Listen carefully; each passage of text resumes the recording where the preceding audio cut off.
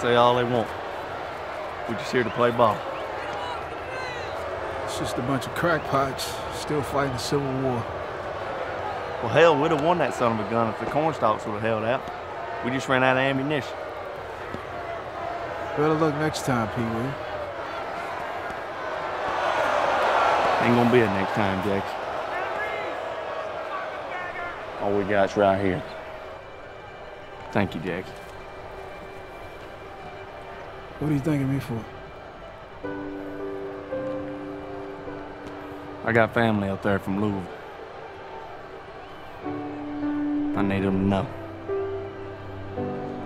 I need them to know who I am. 42, The True Story of an American Legend, is about Jackie Robinson, a four-sport phenom from UCLA who broke baseball's color barrier in 1947 and became the first African-American baseball player to play in Major League Baseball in the modern era.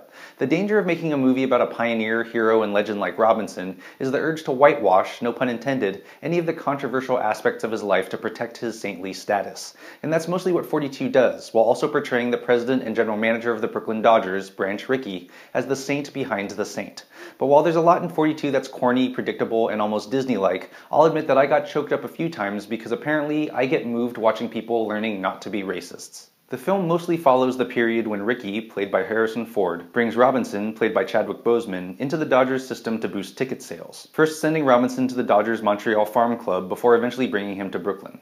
Nicole Beharie plays Robinson's angelic, impeccably dressed wife Rachel, and the cast is rounded out by T.R. Knight as Rickey's assistant, Andre Holland as a reporter following Robinson, John McGinley as the Dodgers announcer, Christopher Maloney as the Dodgers coach, and Ryan Merriman, Lucas Black, Hamish Linkletter, Brad Bayer, Jesse Luken, Derek Phillips, and others as Dodgers players with varying levels of prejudice. Since Robinson went on to be a great baseball player, and you might have noticed that black people have gone on to do pretty well in professional sports, 42 is an inherently predictable, feel-good movie, but without many surprises, other than how jarring it is to see just how racist America was less than 70 years ago, where Robinson was constantly jeered, threatened, targeted by other players, and had other teams refuse to play if he was on the field.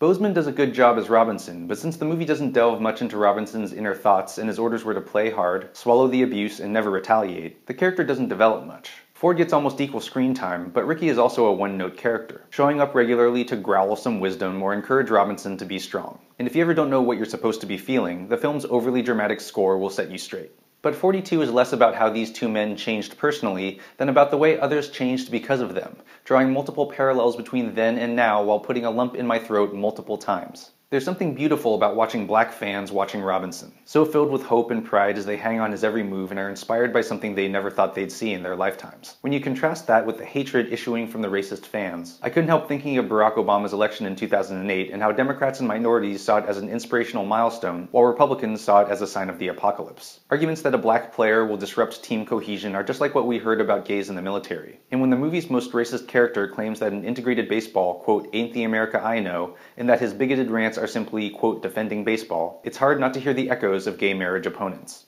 But what was the most stirring thing for me about 42 wasn't watching Robinson show up his detractors, it was seeing his teammates and others triumph over their own prejudices. Most people who were racists in 1947 weren't simply ignorant jerks like they are now, but people who had grown up in a world where racial equality wasn't even imaginable. Maybe conservatives who see 42 will realize that sometimes a previously unimaginable shift is for the better, and they won't want to be left behind like the racists in 42.